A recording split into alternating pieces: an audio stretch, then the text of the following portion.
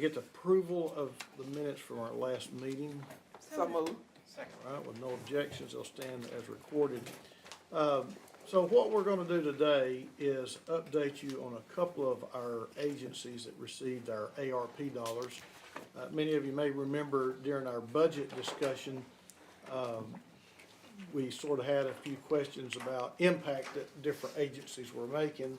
And as a result of one of our agencies coming, I think there was a feeling that we would like to, I think, have other agencies come and give us an update on their impact. So that's what we're doing today, is sort of a follow-up from our, and I didn't turn my phone off, follow-up from our budget hearing. So I've asked Chief of Staff to get a list together for us and start bringing them, and he's got about 4 lined up for us to hear from today. So I'm just gonna turn it over to Chief and let you go with it. All right, thank you, Mr. Chair. Felicia, do I just need to hit the button? So as you all will probably remember from, I guess about a month or so ago, we started with our first kind of review of some of our external agencies that received ARPA funding. So just sort of as a review, some of our impact areas were, of course, for the ARPA awards were public safety and affordable housing, homelessness, early learning, workforce development, entrepreneurship. And so our Office of Grants and Opportunities, which is a division of our Department of Finance, provides oversight, technical assistance, and review for our external and internal awards. And we had 58 external recipient awards. And the Grants and Opportunities team, they work really well to make sure that all of our recipients are compliant with federal and state regulations. So this is kind of where we are today. Before we dive into some of the recipients that are represented here this afternoon. So right now, as of Q2 reporting, we've got about 96% of external recipients that are compliant with their reporting, and about 4%, which is just two organizations outstanding right now that need to get become current in their reporting. And so our grants team, they monitor and work with external organizations during the 3 phases: the pre-award phase, the ongoing phase, and the post-award and closeout phase. And so today, what we'd like is to kick it off with 2 organizations that are working in kind of different spaces. We have Oliver Richmond and Jefferson Herring here representing Kingdom Partners. They were dispersed an amount of $500,000 for a mentoring program. And so with that, I would like to turn it over to Mr. Richmond and Mr. Herring to provide some information about the overall impact of their program. Yeah, No, come over here and join us at the table. Information's right up there. We appreciate the support for the mentoring collective that you allow us to create. We partner with Big Brothers and Big Sisters and have him do the gold standard training on what a mentor needs to do, all the different things. And we really focus on the black neighborhoods, black areas. So we ended up with 245 mentors that did the training, 198 kids that received one-on-one mentoring for a year. We sub-grant about 180-some thousand to those organizations. And at the end of we're closing out our grant this quarter, this month. We're gonna have, actually expanded, besides the city, we have like 1,200 and some kids in the mentoring collective now with about 25 organizations. So it's been really impactful. Now we're actually doing our survey results on our kids, pre-survey, post-survey. We're actually getting those results, and we'll get those to the city once we get those compiled. And Mr. Richmond, you want to talk about the new award that you got from the Lilly Endowment? Yeah, with the help of the city, by giving us this grant, we actually received from Lilly Endowment a $1.25 million grant to actually help churches reach the community and do more community outreach.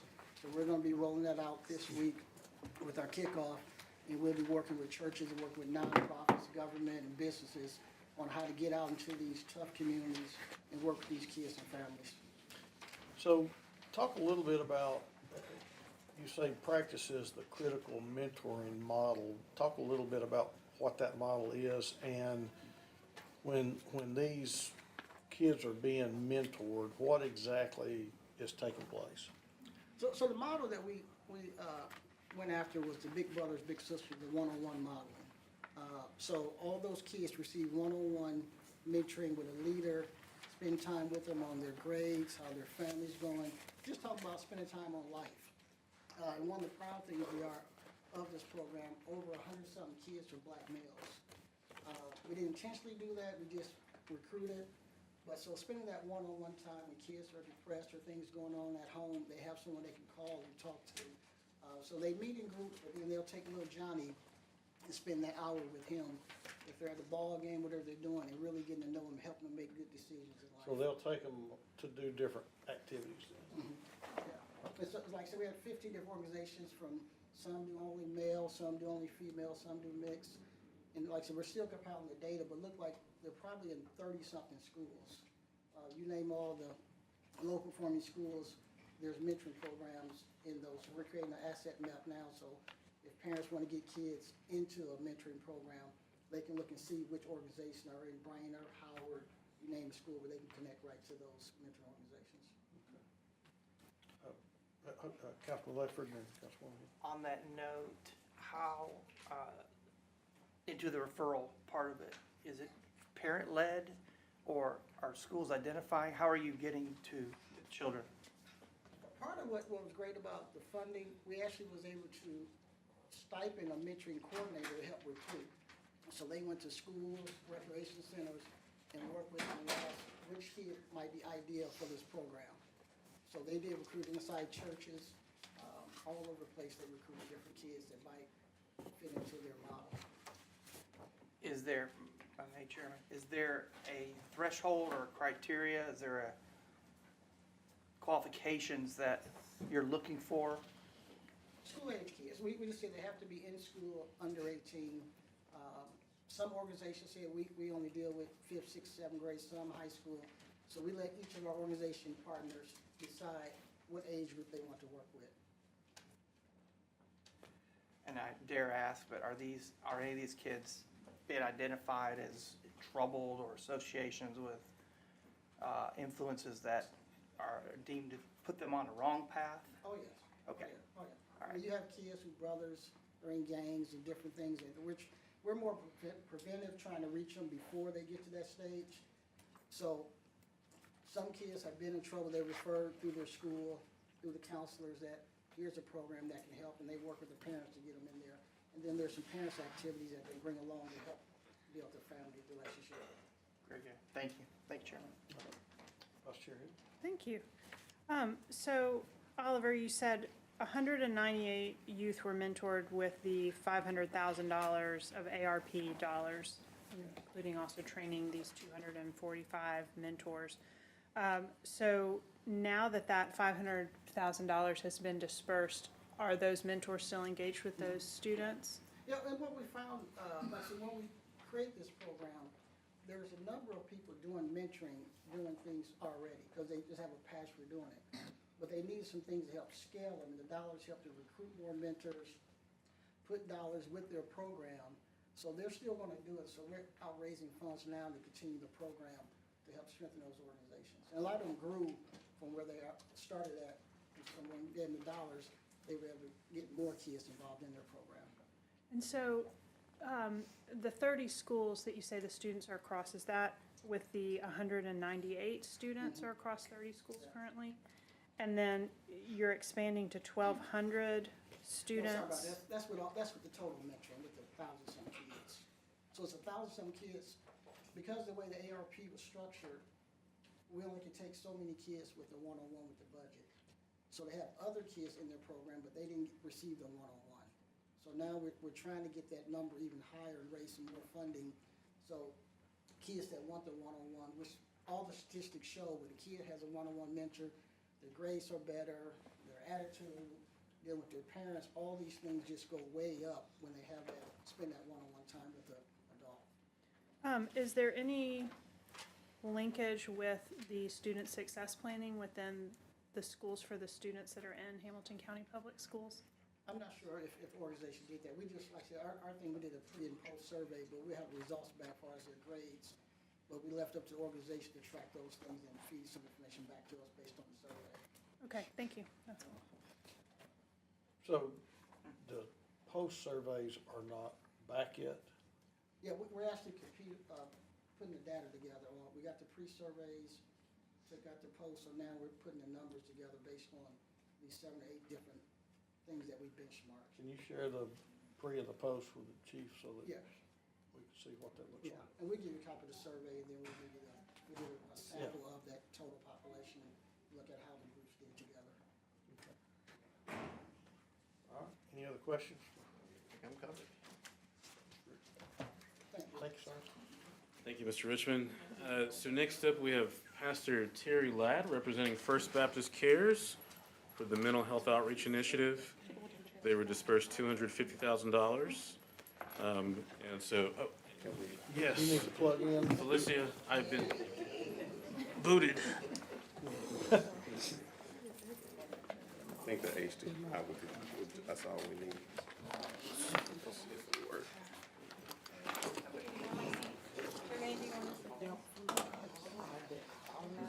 How you doing? I'm good. You need to sit here, I'll move over.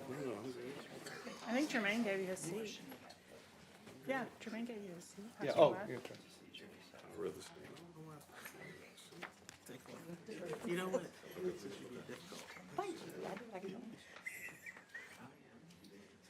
While we're getting into technology, good afternoon. Good afternoon. It is a pleasure and honor to be here. And I want to thank each and every one of you for all that you do on a consistent basis for our community. I want to kind of start out to talk about how we started our mental health initiative. As a pastor 8 years ago, I had some individuals in my congregation who who needed more therapy than just pastoral care. At that time, we decided to send individuals in our church who needed clinical mental health counseling to a clinical counselor free of charge for 3 sessions. The Community Foundation found out about that. They gave us a small grant to expand that mental health initiative to our community beyond our church walls. And then when the ARC funds came through, it was just a perfect fit, especially coming out of COVID and the pandemic.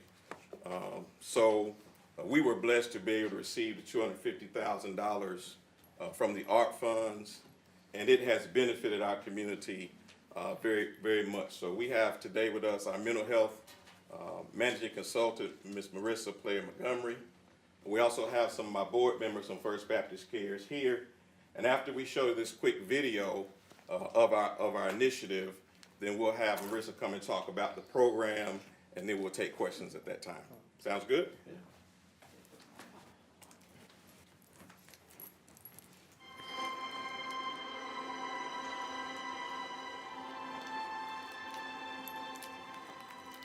My perception about counseling was kind of distorted. So when you would think about, as Black people, we've always been told to, hold things into your heart, right? Like, don't share what's been happening to you, even the trauma that we've been experiencing throughout history. We were always told, keep that to yourself, right? And just keep pushing. We didn't have an outlet to really express our feelings. So for me, counseling was like a bad stigma or something to even talk about. My perception of counseling was, I was a little eerie about it at first because in the Black community, a lot of people don't talk about it. They kind of shy away from counseling. So kind of we bobbed and weaved through a few counselors until I found the perfect fit.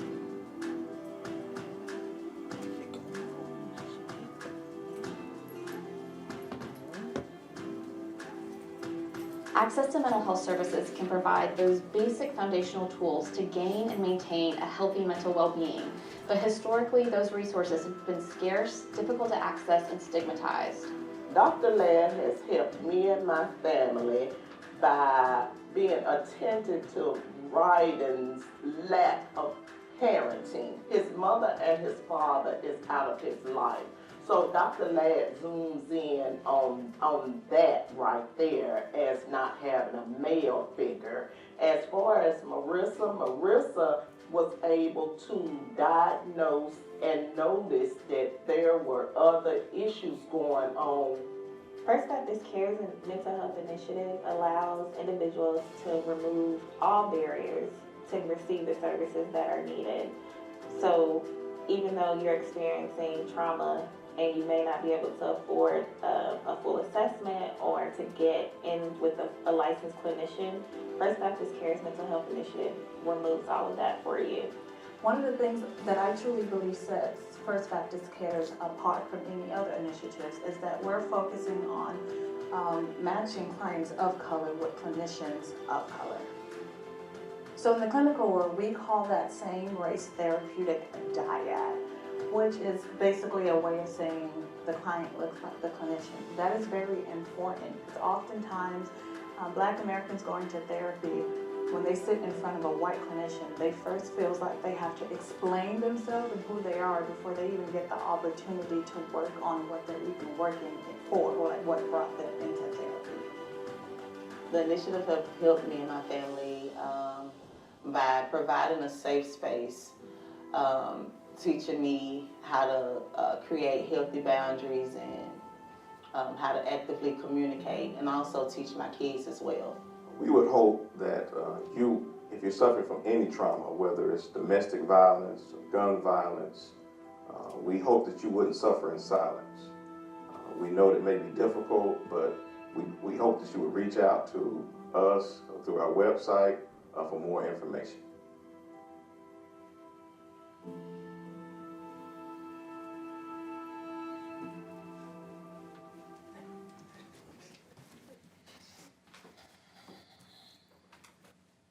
Okay, at this time, Marissa is going to come and walk us through our presentation, and we promise it won't take too long.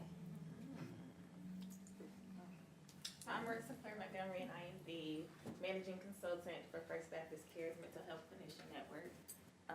I am a licensed forensic clinician, so I used to handle a lot of cases that involved our babies, but they were deemed as criminal or may have had some severe abuse. I don't know how it works. I got you. So, at a glance, I want to really focus on the case studies that we worked with. We had 4 specific cases that we tracked. One of them was a kid that was heading down the road to JJ, or Juvenile Detention Centers. One of them was a young lady that all of her children were deemed to be removed and go into state's custody. And then we had another one that just lack of parenting. So we had a kid that was just really struggling because both parents were no longer present and they were incarcerated. And those cases we were able to work with and provide in-depth counseling resources, help with some of the case management, as well as like even just trying to connect them with food boxes and giving them utility assistance and stuff like that. Just to be able to get them to see like, hey, you're not alone, we're here with you. We weren't initially going to provide case management, but once we realized that we can't just do counseling and then say, hey, we're hands off, like we had to kind of make that a part of the program. So I work for the Tennessee Commission on Children and Youth, and as a agency, we collect all of the state data for all the child serving agencies and the Office of Juvenile Justice Delinquency Prevention. We're the only agency in the state that does that. So the statistics that we have as far as suspension rates and kids going from schools to the prison pipeline are real because we pull that data every year. So what we know for sure is that 100% of kids that are struggling and that may be in the juvenile system right now need therapy. We know that based off of our surveys and what we did when we did the expanded ACEs program with this grant, we know that 100% of them had a 5 or a 6A score. We know that 100% of them had experienced some mental health issues prior to going into custody, and it was just magnified during COVID because they were removed from schools, removed from their safe spaces, because a lot of times our kids are families that go to school, that's when they're eating, that's when they can talk to someone, that's when they feel loved. So when we went through the pandemic, all of that just magnified because we had those 2.5-ish years where everybody was just like, stay at home and figure it out. Well, the babies can't really do that. Some of the ACE scores also equated to soldiers coming back from war. So we had kids that had the same ACE score as men and women who went into battle and combat and came back with PTSD. Well, this slide kind of speaks for itself. I'm sure everybody kind of can see that. But actually, I think I already hit this one. So we always talk about school counselors, and we know that we have them in schools, but a lot of them, and it's no shade to them, are students that are trying to get clinical hours, and they may not be equipped sometimes to handle some of the things that we see in the communities of people that look like me. So what we were able to do was work with our clinician network, because we're all African-American clinicians, and we vary. We were able to get a specialty, a clinician in every specialty, including a play therapist, which is very hard to get. But we were able to kind of connect our counselors with the school counselors to make sure that we were doing like a more of a holistic, like trauma-informed approach when it comes to just that child. So now we were working with Centerstone, Helen Ross McDade, we were working with whoever wanted to come to the table and work with us because we wanted that child or that family to succeed. So we already talked about representation matters. This is who we are. Dr. Sarah Jean Philippe, she does our data, and she's licensed in trauma, EMDR, and I want to say grief, I think. So, yeah. She's also a teaching professor at University of Florida in counseling department. So like I said, the services that we provide, individual sessions, family sessions, case management, and psychoeducation. And that's a big piece because a lot of people don't understand that when we say that there's someone that's acting out or someone that's bad, it's not, nobody wakes up and says like, I just want to cause hell today, I'm just going to do it. They usually have something that's making them do that. So when we provide psychoeducation, it kind of connects the dots and it's like, okay, well that makes sense. If mom got arrested in the middle of the night, of course he don't want to be in school learning about math today. That actually makes sense. So when we talk to people and provide education around mental health and how that your thoughts become your actions type of thing, the cognitive triangle, it tends to like flow with people. So this is kind of how we had our case breakdown. And some of those numbers are from the summer program too. But we have, like I said, we have a clinician staff of 17. And we specialize in every single thing.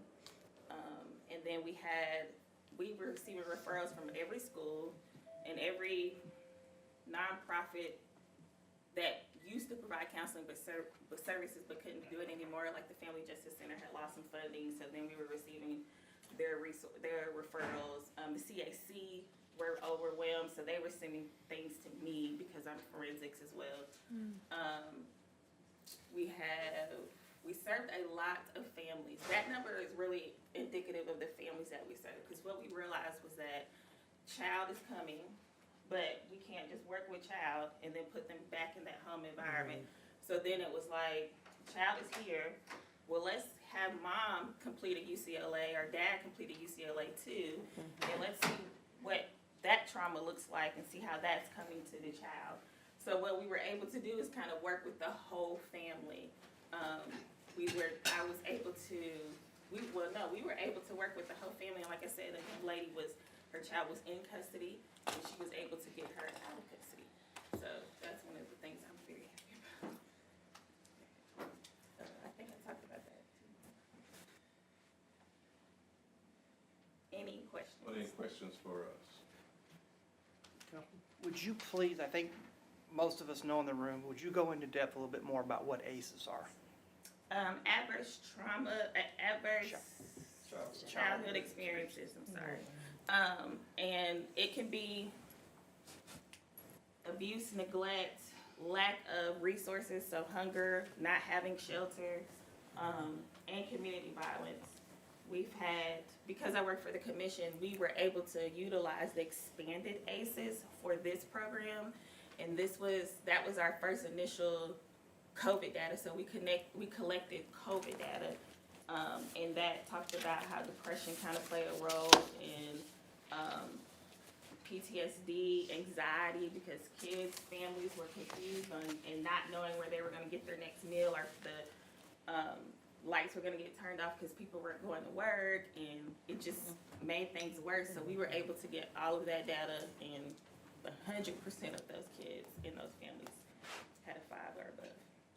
Thank you. As a result of our work, the Office of Community Health and Dr. Miles Rise gave us a small grant to do counseling in the community centers, which has gone really, really well. That funding has run out. We're still getting calls, so our team is right now trying to work with schools and other entities to try to receive grant money through the NIH. I had a conversation with Dr. Rebecca Seelove, who is a psychologist at the Tennessee State University. We're going to partner to write some NIH grants to receive money to continue our programs in the schools and also in the community centers. So, Dr. Ladd, thank you so much for identifying this need and connecting the dots to make it happen. And thank you, Marissa, for the work that you've done with this entire coalition. I have experienced for myself the benefits of therapy. People hear me talk about Pam all the time. That's my therapist. I talk to her at least once a month, and she helps me really frame a lot of my challenges and see within myself when the challenges comes from within, not from without. So I know personally how much mental health care can make a difference in a life, in a family, in a marriage. And I applaud the work that you've done, and I thank you, Councilwoman Coonrod, for speaking on video about the importance of this. Are you all able to use telemedicine? Do you find that to be useful or is it more important for people to be in person? Yes, so we learned through this that a lot of our clients are people that usually use the services that we offer, so free services, don't want to do telemedicine because they don't trust it. Okay. So they want to see you face to face. They want to be able to see like how you're acting and see that you're paying attention to them. So we didn't really have a lot. I think we may have had 3 requests for telemedicine, and those were denied because they weren't even in this state. Like they heard about the program and they were like, "Hey, we need help over here," and I was like, "Dang, no." So continuity of care is important in, yeah, I think in mental health, very important. can I speak to that for a second? Please, yes. So initially, we wanted to offer individuals 10 counseling sessions, but what we found out is they needed that continuum of care. So some ended up getting 20, 25 sessions because the trauma was that intense, and it took that long to kind of break through. So, we've been wrestling with how we're going to give those individuals continuum of care. We've talked about group therapy. As a group, but some of them still are not. Some of our clients are still not to the point to where they can trust in a group yet. Mm-hmm. So we're really struggling with how to give those individuals who've gone through the counseling and have made such great strides and breakthroughs to give them that continuum of care. Are you all able to accept insurance for folks that do have insurance? Yes. Okay, fantastic. Usually 10 care for the kids, but 9 times out of 10, the adults don't have any type of health care or mental health care. And at the time when we were initially starting and, ending the grants, a lot of the kids were getting kicked off of teen care. Right. So then it was when we were trying to transition them to a therapist that was no longer in our program, but that could take them with teen care was non-existent. So, I mean, a lot of our families didn't realize that they didn't even have it anymore. So then we had to help with that. Thank you very much. So have y'all have expended all of your ARP dollars to this Yes, point? sir. We have very little left. Yeah. And when I say very little, I mean very Like little. none? Okay. Thank you, Doctor. You're welcome. Thank you for your time. Thank you.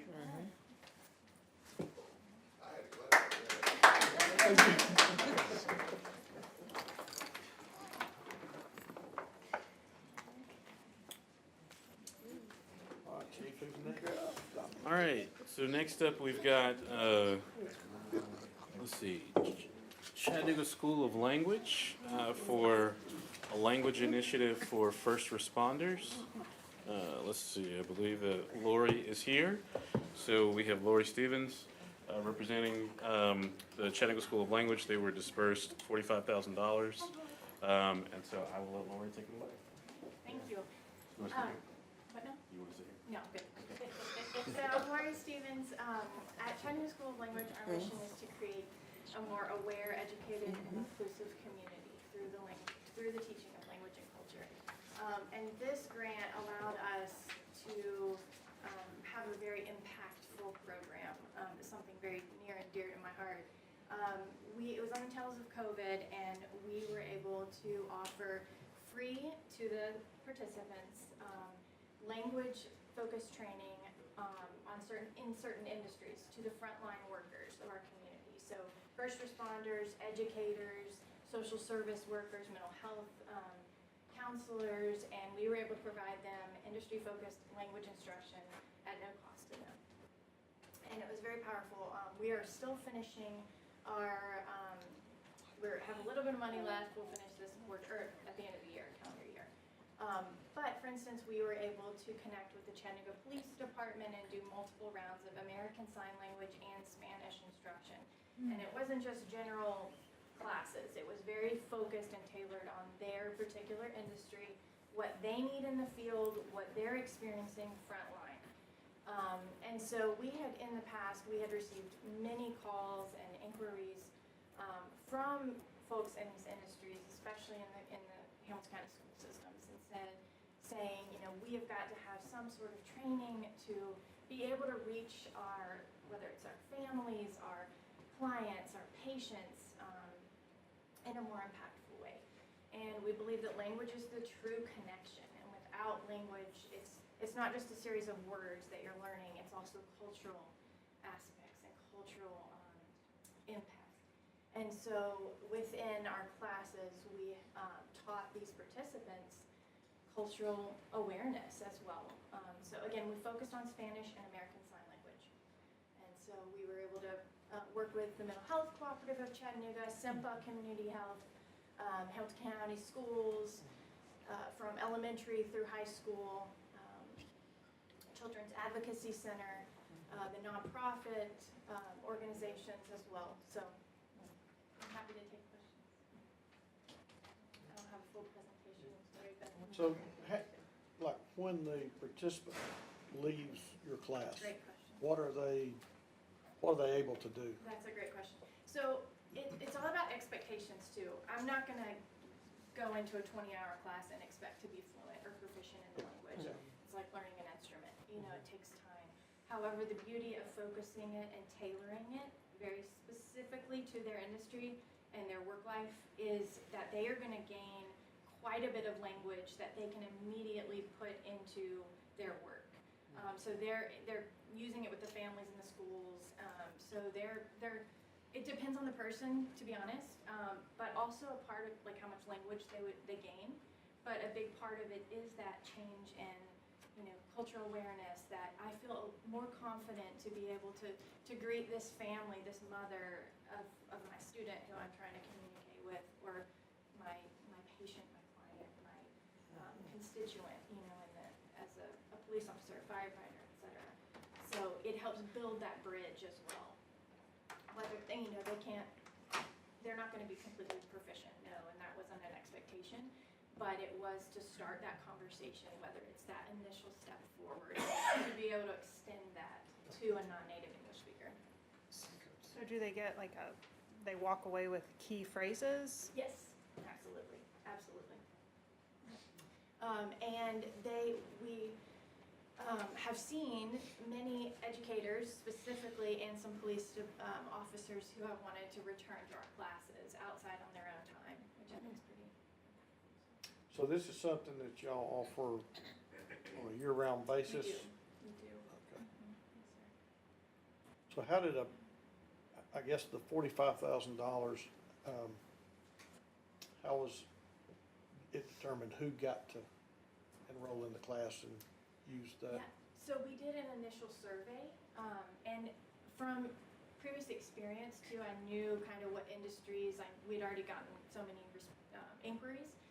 And so when we were able to get this funding, I had, okay, well, I have a connection here, here, here. I dispersed a survey, kind of an application, saying what industries are in need, how many students are gonna commit. We wanted at least 20 per class for a 10-week, 20-hour session. And some of those were a little bit shorter due to different circumstances, but then we just did another one. So that $45,000 is largely to my instructors for their time and the materials. Some of them were done virtually, and some were done in person. If possible, we were able to do in person. That was preferable. So we went to the police department, for example, and we went to SIMPA Community Care, and we went to their place of employment to make it as accommodating as possible. Any other questions? No? All right, thank you. Thank you so much. And then our last agency is RISE.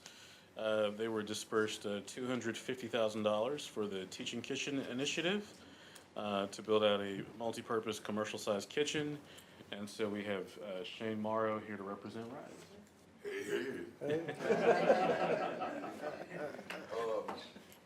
Shane Morrow from RISE. How did we get here? How did we get here, and why am I here? I'm here to say, first and foremost, thank you. How did we get here? 2020, COVID. We bought a building. It was dilapidated inside the East Chattanooga area, and I do mean dilapidated. It was a church over 100 years of age. When I asked for folks to take a look at, could we get this building? I was told no. I was told to no. I was told that for some people, and I'm not saying names, that wasn't their catchment area. But I recognize that for us to work in the community, we have to be within the community. East Chattanooga, underserved, marginalized communities, especially of color, felt different from what we have done over the years, from RISE, formerly known as Chattanooga. What we have done is we have made sure that we instill that we are breaking cultural barriers through the power of the arts. Why have a kitchen? I'll go backwards. Bought a building, $195 for the church, 100-plus-year-old church. Took $350,000 of that raised to go ahead and get the church ready. Get the church ready to be what it should have been originally, and still is to a certain point, the staple of the community. As we looked and said, how could we increase our territory, and making sure that we open up the doors for all, and making sure that we have the programming inside there that folks need. We wanted to get a kitchen. But I wanted to make sure that we weren't in competition with other folks. I wanted to make sure that what we did was not stepping on the toes of other great programming, but really give the community what it needed at the same time. I didn't want a quote-unquote commercial kitchen that was open up for caterers and what have you to come in. I wanted a teaching kitchen, and there was a difference. There's a difference. We wanted the kitchen to be able to have regular, as you see, regular stoves that we could be able to bring in individuals with inside of our community that gives them the basic fundamentals of cooking. Whether they believe it or not, you'd be surprised, or you're probably not. surprised at how many individuals are with their families, especially low income, with food insecurities, are running to their quickest McDonald's, Burger King, what have you, but yet no, when they get that box from the food center, they don't even know what to do with it. How are we teaching our community? They need to learn the basics. With the basics is coming this kitchen. So originally, they said, well, you know, the capital campaign, you got $250,000, I'm blessed, and thank you. But when I first went out there for bids, it was over $350,000 to $400,000 to make the changes inside this building. I'm fiscally responsible for your dollars that you give me. So it took a minute. We had to find not the right people, but the right cost. Anytime that you're taking money from someone, and I think that we have been fiscally responsible for the 10 plus years that I've been with Chattanooga to Rise, to making sure that every dollar that we get, it goes back with inside the programs that we say we're going to do, as well as making sure we make the impact. So with this particular kitchen, it took a minute. I'm not gonna lie to you. It took a minute. It took a couple of folks saying to me that, you know, that's not realistic in regard to the price of what you want to do, but we made it happen. It officially opened up early this summer. We had the Freedom School that was conducted by Carissa Mosley Jones with her 30 plus children that were inside the space.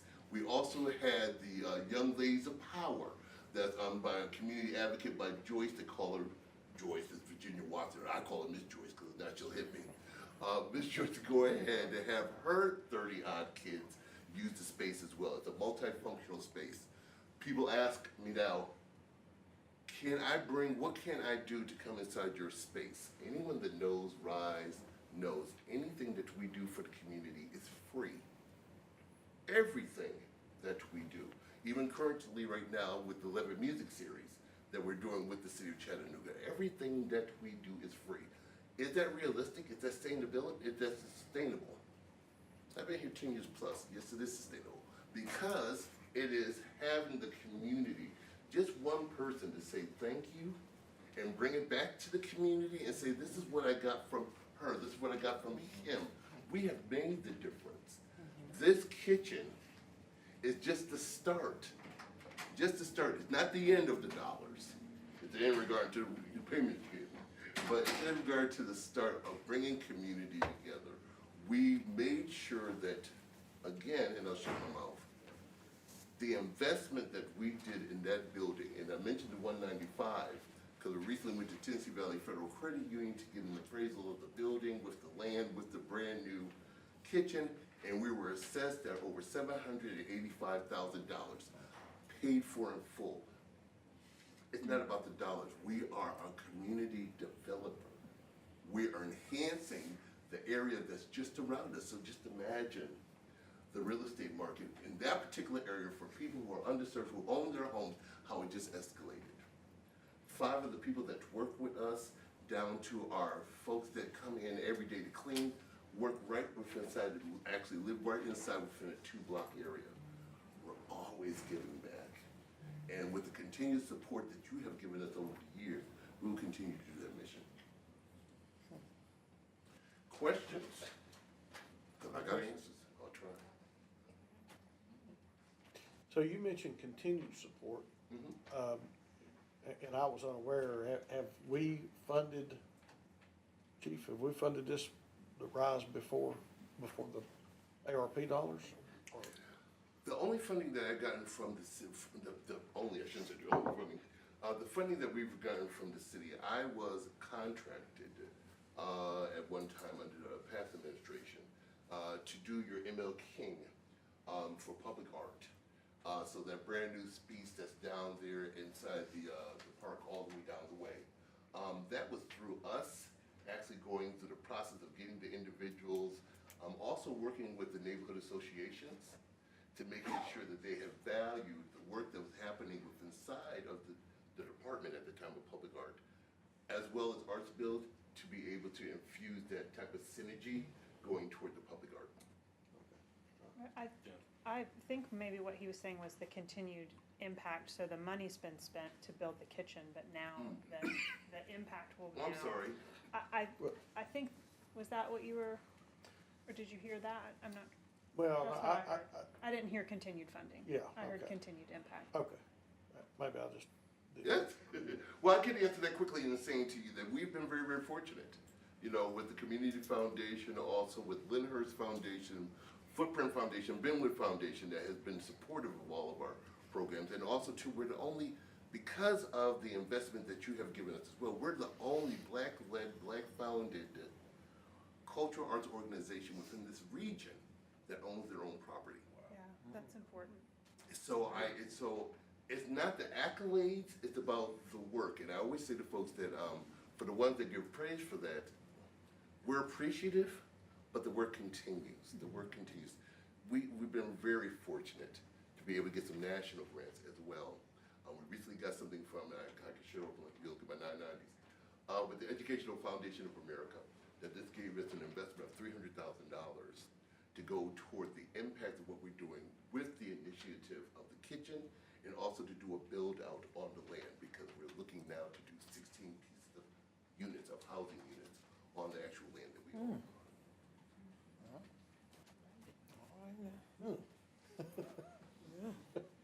Okay. Any other questions? Future plans is where I was going, so thank you. Thank you. Okay. Thank you. All right, thank you. Thank you.